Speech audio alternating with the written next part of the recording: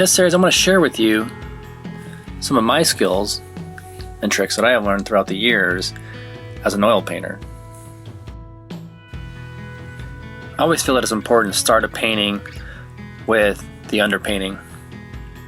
By quickly laying down color, I can quickly begin to create the foundational work that I need to start this painting. I like to use burnt umber when I'm doing these underpaintings, and it's also critical that you thin down these paints. You want a nice thin wash. That's important because you want to paint fat over lean. In other words, you want to put that thin layer down first using mineral spirits, and it'll quickly allow that thin layer to dry, and then you can come over the top of that with thicker paint. I often get a lot of questions about what I paint on, the surface that I paint on. And I like to paint on the Frederick style 574 Knickerbocker cotton canvas rolls. And it's an excellent for detail work.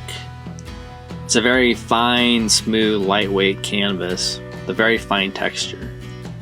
And I find it great for portrait painting especially. And it allows me to get a lot of great detail in my painting that otherwise could get lost with a thicker weave of canvas. And it also removes the pressure of trying to create a masterpiece on stretched canvas that you purchase that could cost quite a bit of money. By just cutting out a piece of canvas out of your canvas roll, it kind of gives you the freedom to just play and experiment, and if it turns out great, then awesome. If not, then you can just throw it away. The other advantage is that it easily allows you to store these paintings once they've dried. It also makes shipping much easier too.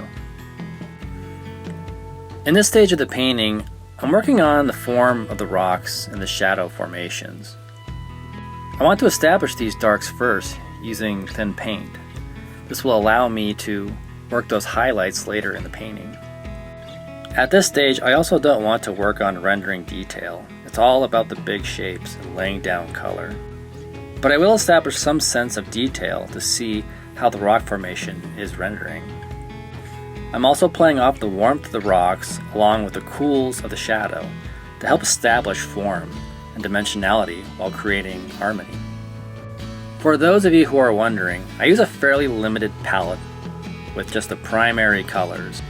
This includes ultramarine blue, cadmium red, cadmium yellow, raw umber, and I also like Viridian to give me a warm cool. There's lots of artists that paint with a limited palette, and I find that a limited palette creates more harmony, because sometimes colors out of the tube can be way too strong for what you see in nature, especially in the desert. At this stage of the painting, I'm focused on the background. Because of the atmospheric perspective, the background is going to be very cool in relation to the foreground. Yellow is the first color to drop off in the distance, and then red. That is why some hills look purple, because you can still see some red, and why hills further out are more blue, because that red is dropping out. I'm also keeping the background very loose, and even in the final painting, there isn't going to be a lot of detail in the background. I want to keep it very loose and very impressionistic. The brain has a way of filling in missing information, so you really don't need a lot of information in the distance of your painting, because your brain will fill in those voids.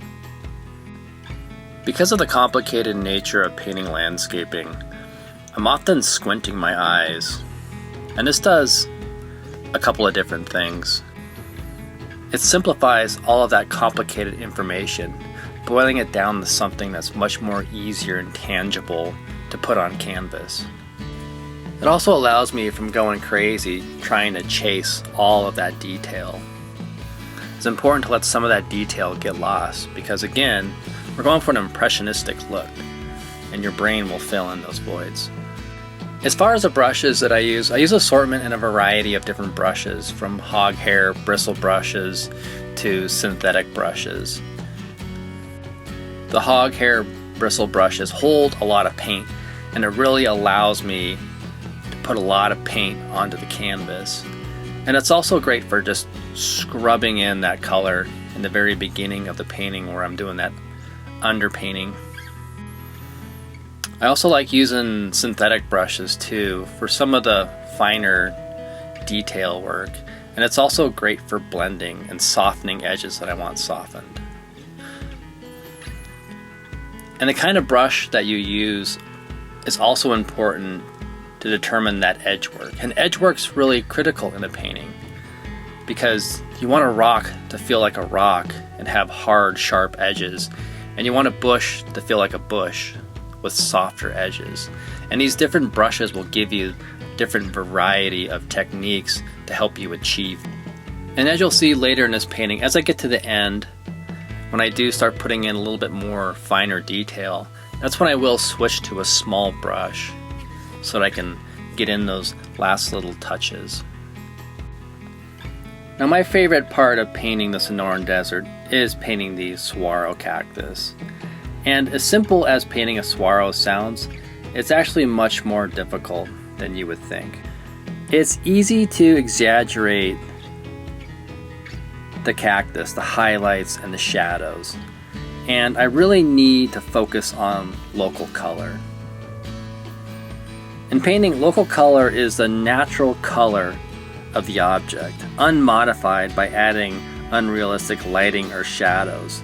And this color is also altered by the surrounding environment, like reflective light from the ground, lighting up the base and the underarm of the cactus.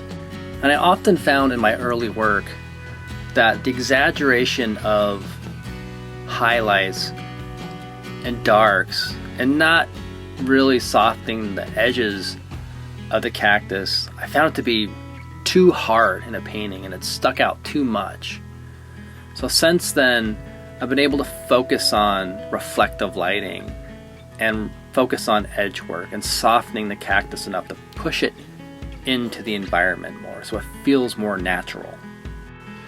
Now, one of the challenges of painting this particular scene was this hillside. And the hillside was very light and it didn't have a lot of detail. So I had to create a lot of interest on this hillside that I didn't have reference for. I decided to cut into the hillside and push the depth of the painting by using some of those cool colors in the distance to help create more atmosphere and depth. I also felt that the hillside was really dominating the painting because it was so light. I wanted to de-emphasize that hillside and push it back a little bit.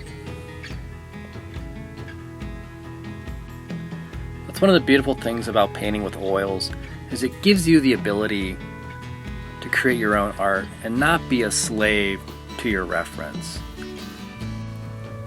Brushwork is an important tool in the painter's toolbox of expression. And this tool deals with texture because textural technique is very personal to an individual artist. Much like we all have our own signature, our own style of writing, this is true for artists and painters too. It's generally true that brushwork is rarely spoken of by art teachers and therefore seldom taught. And that's for a reason, because it's up to you as the artist to search and discover your calligraphy, your brushwork that makes your art unique.